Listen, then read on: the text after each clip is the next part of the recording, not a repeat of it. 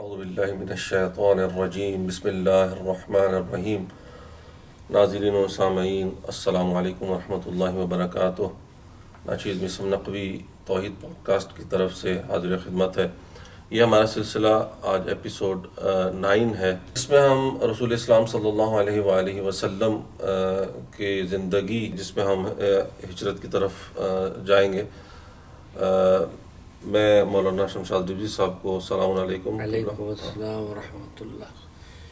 بسم اللہ الرحمن الرحیم، الحمد للہ رب العالمین، والصلاة والسلام علی سیدنا و نبینا مولانا ابی القاسم محمد، اللہم صل علی محمد و آل محمد وعجل فرجہم۔ ناظرین و سامعین محترم، برادران و خاران، السلام علیکم ورحمۃ اللہ وبرکاتہ۔ جناب میثم نقوی صاحب کا شکر گزار ہیں کہ بڑی ہمت اور حوصلے کے ساتھ پروگرام پیش کر رہے ہیں۔ اللہ تبارک و تعالیٰ ان کی توفیقات میں اضافہ کروائیں۔ پیغمبر اسلام صلی اللہ علیہ وسلم کی حیات طیبہ کے سلسلے میں ہم لوگ مشغول تھے، اور گزشتہ گفتگو ہم لوگوں کی اسی سلسلے میں تھی، جس میں اوائل زندگی اور پھر ذوالعشیرہ کا واقعہ، اور اسی کے ساتھ ساتھ جناب خدیجہ اور جناب ابو طالب کی حمایت کا ذکر تھا پچھلی گفتگو میں۔ آج سے پیغمبر اسلام کی تبلیغات کے سلسلے کو جو اعلان رسالت کے سلسلے میں آگے بڑھا ہے، جس وقت میں ذوالعشیرہ کا واقعہ ہو گیا اور کھل کر اعلان رسالت کی بات ہو گئی، تو کوہ صفا اور مروہ کے درمیان آپ نے اعلان کیا، قولوا لا الہ الا اللہ تفلحوا، تم لوگ لا الہ الا اللہ کہو اور فلاح پاؤ گے۔ یہ سلسلہ بڑھا اور کچھ لوگ مسلمان ہوتے چلے گئے۔ کفار قریش کو، خاص طور سے ابو لہب، ابو جہل، اس ٹائپ کے جتنے لوگ تھے، ان کو بہت برا لگا کہ ان کے 360 بتوں کو برا کہا جا رہا ہے، اور یہ ایک اللہ کی جو ہے وحدانیت کا اعلان کر رہا ہے۔ تو اتنی اذیت ہوتی تھی کہ کبھی راستے میں کانٹے بچھائے جاتے تھے، کبھی آپ کے اوپر گندگی پھینکی جاتی تھی۔ پیغمبر اسلام جب خانہ کعبہ کے پاس نماز پڑھتے تھے تو وہ جھڑی لا کر کے یا نجاست کی چیزیں ڈال دی جاتی تھی۔ جناب فاطمہ زہرا سلام اللہ علیہ کی اس وقت عمر 5 سال کی تھی، اور جب آپ کو پتہ لگا تو جلدی سے آ کر کے آپ نے جو ہے اس کو پھینکا، اور اس کے بعد صفائی کی، اور یہ ساری چیزیں ہیں۔ تو پیغمبر اسلام کو اذیتوں کا سلسلہ تھا، اور یہاں تک کہ بعض مسلمانوں خود پیغمبر اسلام کے گلا گھوٹنے تک کے واقعات تاریخ میں ملتے ہیں۔ اسی کے ساتھ ساتھ اگر ہم دیکھیں تو پیغمبر اسلام نے سن 5 ہجری میں کچھ مردوں اور کچھ عورتوں کو، جس میں تقریباً 100 یا اس کے آگے پیچھے تعداد ہوگی، لیکن تاریخ میں یہی ملتا ہے کہ 100 کے قریب مرد اور عورتیں جو ہیں افریقہ میں حبشہ کے علاقے میں نجاشی بادشاہ کے پاس گئے۔ نجاشی بادشاہ بہت ہی انصافور، محسن، سلجھا ہوا آدمی، نستور فرقے کا، عیسائی کا تھا، اور وہ بڑا ہی ذہین تھا، اور اس نے استقبال کیا ان لوگوں کا۔ جناب جعفر طیار نے جا کر کے وہاں پر جو ہے سورہ مریم کی تلاوت کی، اور اپنی اس آواز میں، ظاہر قریش تھے، پھر وہ افضل لوگ، ان کی آواز بھی کیسی تھی۔ تو سورہ مریم کی تلاوت میں، جس میں جہاں جناب عیسیٰ کا ذکر تھا، اس کی وجہ سے وہ خاصا متاثر ہوا۔ ادھر جب قریش کو پتہ چلا تو انہوں نے کفارہ بن عقبہ کو بھیج کر کے جو ہے وہ، اس نے بھی اپنی طرف سے، کفار لوگوں نے چاہا کہ نجاشی کو اپنے ہاتھ میں لیں، لیکن نجاشی نے ان کی باتوں کو قبول نہیں کیا، اور نہ ہی ان کے تحفے کو قبول کیا۔ تو یہ پیغمبر اسلام کی حیات طیبہ میں چند ہجرتیں ہیں جو قابل توجہ ہیں، جس میں یہ بعثت کے 5 سال کے بعد جو ہے حبشہ کے مقام پر نجاشی کا مسلمانوں کا جانا اور وہاں پناہ لینا، یہ بڑی اہم بات ہے جو پیغمبر اسلام کی زندگی میں۔ وہاں سے بھی کوئی وفد آیا تھا؟ ہاں، وہاں سے بھی کوئی وفد آیا تھا۔ پیغمبر اسلام کے بعد انہوں نے اپنے اس کا استقبال کیا تھا، بڑا شان شوکت سے استقبال کیا گیا۔ تو اس میں بھی پیغمبر اسلام کی کامیابی اور ان کی فتح مندی کی جو ہے گویا نشانی ملتی ہے۔ پھر اس کے بعد سے سن 7 ہجری میں، یہ بعثت کی جو تاریخ بعثتی کی چل رہی ہے، یعنی جب پیغمبر اسلام بعثت مبعوث ہوئے تو اس سال جو جوڑا جا رہا ہے اس کو کہہ رہے ہیں۔ سن 7 میں جو ہے وہ اتنی زیادہ تکلیفیں اٹھائیں کہ قریش نے بائیکاٹ کر دیا، اور جب بائیکاٹ کر دیا تو پھر اس مرحلے میں اب پیغمبر اسلام اور ان کے خاندان والوں کے لیے، جس میں 40 لوگ تھے. بڑی مشکلات کا سامنا تھا. پھر عہد نامہ لکھا گیا اور جس نے عہد نامے کو لکھا تھا اس کا ہاتھ شل ہو گیا. پیغمبر اسلام اور جناب ابو طالب اسی شیب کہتے ہیں گھاٹی کو، اسی میں پناہ لیے ہوئے تھے. کھانا اب ختم ہو گیا، کھانے پینے کی چیزیں، تو یہاں تک کہ ملتا ہے کہ پتے چبانے کی نوبت آ گئی. پھر یہ 40 جو لوگ تھے، ان کے خاندانی رشتہ دار جو تھے، وہ لوگ کبھی چھپ چھپا کے کچھ کھانا، کچھ پانی، کچھ اس طرح کی چیزیں بھیجتے تھے. تو کفار کو جب پتہ چلتا تو ان کو وہ اذیتیں دیتے تھے. یہاں تک کہ یہ جب 3 سال گزر گئے تو جناب ابو طالب نے پیغام دیا کہ جو تم لوگ نے عہد نامہ لکھا تھا اس کو دمک چاٹ گئی ہے، اور صرف وہ جگہ باقی ہے جو جہاں پہ اللہ کا نام لکھا ہوا ہے. اگر جو میرا بھتیجا محمد صلی اللہ علیہ وسلم جو کہہ رہا ہے، اگر وہ جھوٹ ہے تو جو چاہے کرو، اگر سچ ہے تو پھر تو فیصلہ خود کرو کہ یہ دین کتنا اہم ہے اور محمد کا کہا ہوا کتنا سچا اور صحیح ہے، اور تم لوگ مان لو اس کے دین کو. یعنی یہ سب باتیں جناب ابو طالب نے. اب جا کر جب لوگوں نے دیکھا اور وہ عہد نامہ خانہ کعبہ میں لٹکایا ہوا تھا، جب وہاں پر لوگوں نے دیکھا کہ بھئی ہاں یہ تو واقعی یہ ساری عہد نامے کے جملے جو ہے دیمک چاٹ گئی ہے، اور جہاں پر اللہ کا نام لکھا ہوا ہے وہ باقی ہے. لیکن پھر بھی ظاہر ہے ان کے دلوں پہ، جسے کہتے ہیں مہر لگی ہوئی، ان کے دلوں پہ مہر لگی ہوئی تھی، تو ان کو کہاں سننا تھا. تو یہ 2 واقعے جو ہیں یہ بڑے اہم تھے ہجرت سے پہلے کے. ایک تو ہجرت حبشہ کا اور دوسرے شیب ابی طالب کا. اب اس کے بعد ان کی اذیتوں کا سلسلہ اتنا زیادہ بڑھ جاتا ہے کہ پھر حکم خدا آتا ہے کہ اے رسول آپ ہجرت کیجئے. اور اس ہجرت میں پھر پیغمبر اسلام نے حکمت عملی سے کام لیا اور رات کو اپنے بستر پر حضرت علی علیہ السلام کو لیٹنے کے لیے کہا. تو پیغمبر اسلام سے پوچھا کہ رسول اللہ اس میں میرا دین جو ہے محفوظ رہے گا، وہ سب باتیں جو گفتگو میں ہیں، اور پھر چادر دی اور آپ لیٹ گئے. اب یہاں پر جو ہے کہ خداوند متعال نے جبریل کو بھیجا اور میکائیل کو، لیکن بھیجنے سے پہلے کہا کہ ہم نے تم دونوں کو بھائی بنایا ہے. تم دونوں بھائیوں میں سے کون ہے جو اپنی آدھی عمر، پوری نہیں، اپنی آدھی عمر دوسرے بھائی کو دے سکتا ہے؟ جبریل نے میکائیل کو دیکھا، میکائیل نے جبریل کو دیکھا، لیکن کوئی آدھی عمر جو ہے دینے کو تیار نہیں تھا. تو پیغمبر اللہ نے کہا دیکھو زمین کی طرف تم لوگ، کہ ایک بھائی نے، وہ بھی چچازاد بھائی ہے، ایک بھائی نے دوسرے بھائی پر پوری عمر، پوری زندگی دے دی ہے.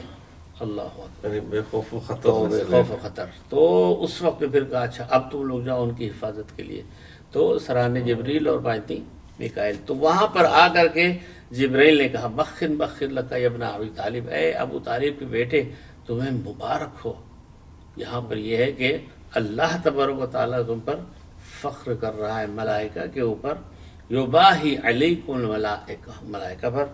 تو تمہاری اس فعل سے جو ہے، اب یہاں پر ایک بات میں نکتے کے طور سے عرض کر دوں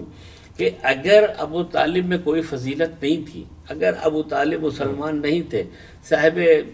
حمایت نہیں تھے رسول کے، کچھ بھی نہیں تھا، ان میں کوئی فخر نہیں تھا،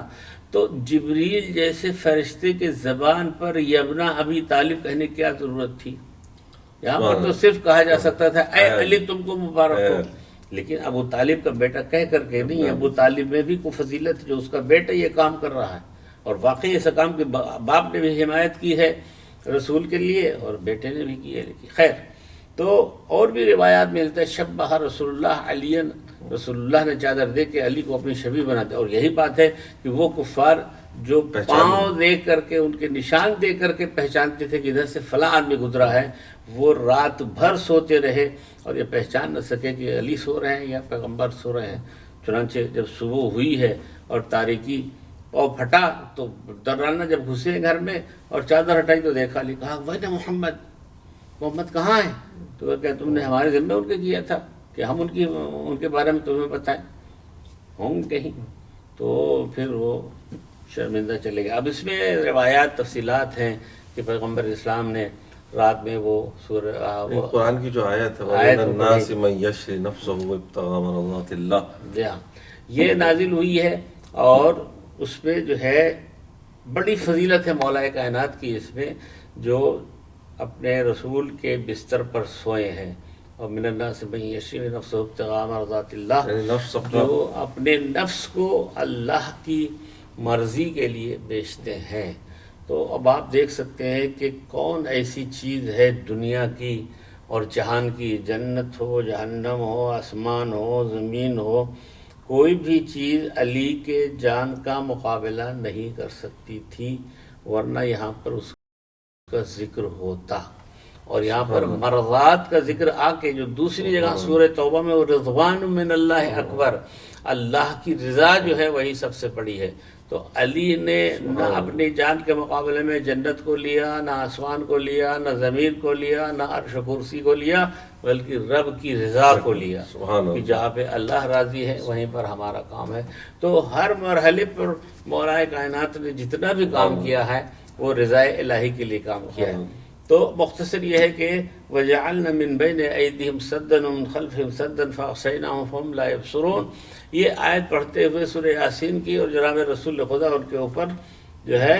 ذرات کو پھینکتے ہوئے اور دھول اور ان کو مٹی کو پھینکتے ہوئے اور پتھر کو پھینکتے ہوئے چلے گئے، انہی کفار کے بیچ سے نکل گئے اور ان کو پتہ نہیں چل سکا، اور جاتے جاتے آپ اچھا یہ سورہ انفال کی بھی آیت ہے نا کہ وَمَا رَمَيْتَ وَإِذْ رَمَيْتَ وَلَكِنَّ اللَّهَ رَمَى، جب آپ نے یہ پھینکا، یہ آپ نے نہیں پھینکا، یہ اللہ نے، وہ اللہ نے اپنی طرف اس کام کو لیا ہے، نسبت دی۔ تو مقصد یہ کہنے کا ہے کہ یہ ظاہر ہے کہ اللہ جو چاہے سارے کام ہو سکتے ہیں، اور سارے کام ہوئے بھی ہیں مصلحت خدا سے اور اللہ کی کمک سے، اللہ کی مدد سے۔ اگر نہ ہو تو پھر وہ سورہ بدر، وہ جنگ بدر میں جو مدد آئی، خیر وہ آئے گا انشاءاللہ، اس کا ذکر بعد میں ہوگا۔ لیکن جو ہجرت کے سلسلے میں بات ہو رہی تھی، تو پیغمبر اسلام جبل ثور پہ جا کر کے وہاں پر انہوں نے پناہ لی۔ اب اس میں جو فضیلت دی جاتی ہے حضرت ابوبکر کی کہ وہ رات میں گئے اور ساتھ میں گئے، اور آج تک مسلمان اس بات کو کہہ رہے ہیں کہ جو ہے وہ گئے، لیکن جو تحقیقی کتاب لکھی گئی ہے آخر ایام میں، اس میں یہ ہے کہ حضرت ابوبکر ابن عتیق جو خلیفہ اول مسلمانوں کے تھے، وہ شخص وہاں پر غار ثور میں نہیں تھا، بلکہ وہاں پر ایک شخص دوسرا تھا جس کا نام ابوبکر تھا، وہ تھا، اور اس کو وہاں پر پہنچا گیا۔ تو یہ تحقیقی بات مسلمانوں کو نہیں معلوم ہے، لیکن بہرحال وہ فضیلت کے لیے رائج ہو گئی، اور وہ اس طرح سے رائج ہو گئی۔ اب اس میں وہ سورہ توبہ کی آیت کو لاتے ہیں کہ وہ ثانی اثنین اذ ہما فی الغار، جبکہ وہ غار کے اندر تھے، تو اب غار کے اندر رسول خدا اور وہ دوسرا آدمی تھا جس کو اس کی طرف لا کر کے گویا منسوب کیا گیا، لیکن دو میں سے ایک، یہ جو دو میں سے ایک اور وہ دوسرا، یہ جو اشارہ ہے یہ ضروری نہیں ہے کہ اگر وہ ہوتے بھی تو ان کی طرف سے منسوب ہوتا، بلکہ دوسرا سے مراد یا رسول ہے یا وہ دوسرا انسان۔ تو یہ گویا بہرحال اس پہ بڑی علمی بحث کی ضرورت ہے اور تفسیروں پر نظر کی ضرورت ہے، لیکن چونکہ ہمارا اس وقت سلسلہ تاریخ پیغمبر اسلام سے ہے اور کسی نقاش اور مناقشے اور مناظرے اور مباحثے کی ضرورت نہیں ہے، لیکن ایک اشارہ ہم نے کر دیا کہ وہ حضرت ابوبکر ابن عتیق جو خلیفہ اول مسلمانوں کے ہیں وہ نہیں تھے، بلکہ کوئی دوسرا تھا۔ یہ اذ ہما فی الغار سے جو اشارہ کیا اچھا، جاتا ہے، مسلمان اس فضیلت کو جو جبل ثور میں رسول اعظم کے ساتھ گئے، اگرچہ کہ وہ تاریخی طور پر جیسے آپ نے فرمایا کہ دوسرا شخص تھا، اور تحقیقی طور پر یہ بات ثابت بھی ہے، ثابت ہے، لیکن اس کو اتنا ہائی لائٹ کرتے ہیں جبکہ اس چیز کو نہیں دیکھتے کہ رسول کس کو چھوڑ کر جا رہے ہیں اپنے پیچھے، کس کو بستر پر لٹا کے جا رہے ہیں۔ جو فضیلت ہے وہ تو مولا کائنات کی ہے، کہ جس کو جو ہے وہ صاحب فضیلت ہے، جو اپنی پوری جان دے ہوئے کہ 40 قبیلوں کی 40 تلواریں جو ہیں ان کے اوپر لٹک رہی ہیں اور علی سو رہے ہیں۔ اور یہ بھی روایت ہے تفصیل کے ساتھ کہ زندگی میں کبھی علی رات کو سوئے ہی نہیں ہیں الا ایک رات کے۔ سبحان اللہ۔ تو جو انسان پوری زندگی میں نہ سویا ہو اور صرف ایک رات، اور اتنا جسے ہم لوگوں کی اصطلاح میں اردو میں کہا جاتا ہے گھوڑا بیچ کے سونا، تو حضرت علی نے تو گھوڑا بیچ کے نہیں سوئے، لیکن ایک مثال کے طور سے کہ اتنا گہری نیند سے سو گئے۔ تو بہرحال یہ کہ وہ اطمینان تھا۔ اور یہاں پر حضرت علی کی فضیلت کے ساتھ ساتھ ایک بات آپ کو بتاتا چلوں کہ جناب فاطمہ زہرا کی بھی یہاں فضیلت ہے۔ اس واقع ہجرت میں جناب فاطمہ زہرا کی فضیلت کہ ایک چھوٹی سی بچی جس کی عمر 7-8 سال ہو، اتنا کفار کی تلواریں ہوں، علی اتنے اطمینان سے سو رہے ہوں، لیکن اس بچی پر بھی کوئی اثر نہیں ہے کہ کفار آ کر کے ہمارے گھر کو گھیرے ہوئے۔ اتنا اطمینان قلب ہے، اتنا سکون ہے جناب فاطمہ زہرا سلام اللہ علیہ کا، کو کہ اسی لیے فضیلت حضرت علی ابن ابی طالب اس واقعہ ہجرت میں یوں ہے کہ رسول اللہ اپنی امانتوں کو چھوڑ کے گئے تھے، اور 3 خواتین یعنی 3 عورتیں جن کا نام فاطمہ تھا، فاطمہ بنت محمد صلی اللہ علیہ وسلم، فاطمہ بنت اسد اور فاطمہ بنت زبیر، یہ ان تینوں کو لے کر کے رسول اسلام کو جا کر کے آپ مسجد مقام قبا پہ پہنچے، قبا جو آج کل مسجد قبا ہے، اور وہاں جب رسول اللہ جبل ثور سے نکل گئے اور اس کے بعد سے جا کے وہاں قبا میں پہنچے اور وہاں ٹھہرے ہیں اور حضرت علی کا انتظار کیا، اور حضرت علی کے پاؤں میں ورم آ گیا تھا اور چلتے چلتے آپ کے پاؤں میں جو ہے زخم ہو گیا تھا، اولے پڑ گئے تھے وغیرہ، لیکن پیغمبر اسلام بہت خوش ہوئے کہ خواتین کو بھی پہنچا دیا، امانتیں جن کی تھی ان کو بھی پہنچا دیا۔ یہ 2 کام کتنے اہم تھے، یعنی امانتوں کا پہنچانا یہ بڑی، یعنی اس سے پہلے امین رسول اللہ کہلاتے تھے، صادق اور امین، صادق اور امین، اور یہاں پر یہ تھا امین کے علی بھی امین ہیں، کیونکہ جو پیغمبر نے اپنی جس پر رسول اعتماد کر رہے ہیں، تو وہ جو ہے حضرت علی علیہ السلام جو ہے وہ انہوں نے اس کام کو انجام دیا، اور اس کے بعد سے جو ہے وہ اچھا جب یہ ہجرت ہوئی ہے تو ہجری سال اسی سال ہجرت جو ہے ربیع الاول کے مہینے میں غالباً 2 تھی تاریخ کی، اس میں آپ نے ہجرت کیا ہے، اور اسی زمانے سے یہ ہجرت کے سال کو شروع کیا۔ میں بچوں جوانوں کے لیے یہ بات بھی کہہ دوں کہ کہہ سکتے ہیں کہ بھئی یہ ربیع الاول میں پیغمبر اسلام نے ہجرت کی تو آپ محرم سے کیوں شروع کرتے ہیں؟ اصل میں عربوں میں زمانے جاہلیت میں بھی یہ سال چلتا تھا، یعنی یہ کیلنڈر کہہ لیں ہم کہ یہ سال چلتا تھا، اور اس کی ابتدا محرم سے تھی، چنانچہ یہ 4 مہینے جو ہیں رجب، ذیقعد، ذیالحجہ اور محرم، یہ 4 سال ایام جاہلیت میں ایسے محترم مانے جاتے تھے کہ اس میں جنگ نہیں ہوتی تھی، تو اسی لیے اس کا اشارہ قرآن مجید میں بھی آیا ہوا ہے جو ہے شہر اللہ الحرام، اور جو ہے وہ افضل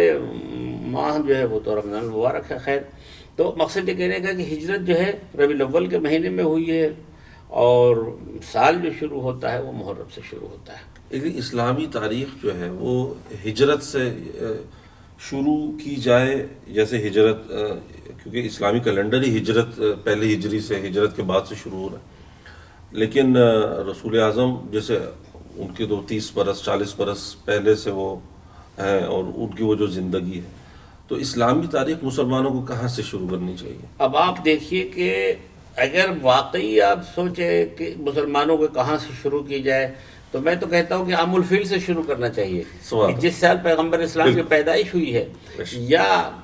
حضرت علیہ السلام کی ولادت کے موقع پر آپ کی جب ہسٹری آئے گی تو اس میں ہم بیان کریں گے، خانہ کعبہ کا شق ہونا، یہ ساری چیزیں، یا اس تاریخ سے بھی ہو سکتی تھی، لیکن ہجرت اتنی اہم چیز تھی کہ عام الفیل کو بھی الگ کر دیا، حضرت علی کی پیدائش کو بھی الگ کر دیا، حتیٰ کہ ہجرت جو حبشہ کا تھا وہ بھی نہیں مطلب اس میں شمار کیا گیا، لیکن ہجرت پیغمبر اتنا ہی اہم تھا کہ مکے سے مدینے آپ گئے ہیں، 13 سال کی اذیتوں کے بعد، پریشانیوں کے بعد، قربانیوں کے بعد، اتنی مشکلات کو پیغمبر برداشت کرنے کے بعد آپ نے ہجرت کی، اس لیے اس سال کو پھر اسلامی ممالک میں رائج کرنے کا حکم دیا گیا۔ تو یہ ہجری جو ہے بہت اہمیت ہے ہجرت۔ تو ہجرت جب کر گئے رسول اعظم صلی اللہ علیہ وسلم، تو ان کی جو سواری لے کر چلے اور وہاں پہ پہنچے مدینہ، تو اب جب پیغمبر اسلام، ابھی تو میں نے واقع قبا تک کی بتایا تھا نا، بات آگے دوسری طرف چلی گئی تھی۔ جب آپ قبا میں پہنچے، وہاں ٹھہرے، وہاں پہ مسجد کی بنیاد بھی رکھی، اور اس کے بعد آپ اونٹ پہ سوار ہو کر کے جب مدینہ تشریف لگے تو مدینہ والے خوشی کے مارے پھولے نہیں سما رہے تھے، وہ طلعت بدر علینا والے اشعار پڑھے گئے، کیونکہ پیغمبر اسلام ہماری طرف آئے، ہم میزبانی کریں۔ تو جس وقت 13 سال رسول اسلام تھے، اس درمیان میں بیچ میں کچھ لوگوں کو آپ نے مدینے بھیج دیا تھا تبلیغ کے لیے، نماز جمعہ پڑھانے کے لیے، یہ سب ایک ہسٹری ہے، اور انشاءاللہ اگلے اس میں ہم عرض کریں گے۔ تو وہاں پر جو سواری پیغمبر اسلام کی تھی، وہ جو ہے وہ لوگ لے جانا چاہ رہے تھے، تو جناب ابو ایوب انصاری کے گھر پہ رکی، اور وہیں پہ اس سے پہلے تو بہت سے لوگ چاہتے تھے ہماری طرف آئیں، لیکن رسول نے کہا کہ انہا مأمورہ، یہ معمور خدا کی طرف سے۔ ناظرین محترم، یہ رسول اعظم صلی اللہ علیہ وآلہ وسلم کے حیات طیبہ میں سے ہجرت کا جو سفر تھا، وہ ہم نے قبلہ نے ارشاد فرمایا، اس میں سے بہت سے پہلو نکلتے ہیں فضائل امیر المومنین کے بھی اور رسول اعظم صلی اللہ علیہ وسلم کے بھی. اس کو ہم انشاءاللہ جاری رکھیں گے جب تک کے لیے نیکسٹ پوڈ کاسٹ جو ہماری ہوگی، تو اس تک کے لیے اجازت دیجیے مجھے، میسم نقوی کو اور مولانا شمشاد رضوی کو. السلام علیکم ورحمۃ اللہ وبرکاتہ.